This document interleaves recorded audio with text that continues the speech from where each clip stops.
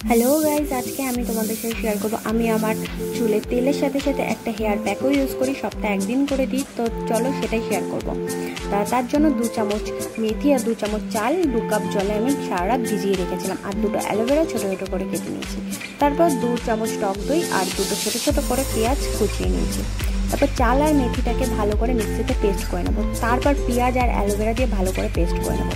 তারপর পেস্টটার মধ্যে টক দই দিয়ে ভালো করে মিক্স করে নেবো। ভালো করে মিক্স করা হয়ে গেলে ওর মধ্যে একটা ডিম দিয়ে দেবো, আর ডিম দেওয়ার ফলে ভালো করে পেস্ট করে নেবো। ও আর হ্যাঁ, তোমরা যদি চাও ভিটামিন ই ক্যাপসুলও দিতে পারো, আমার কাছে ছিল না বলে আমি দিতে পারি। তারপর দেখো আমাদের স্মুথ পেস্ট রেডি।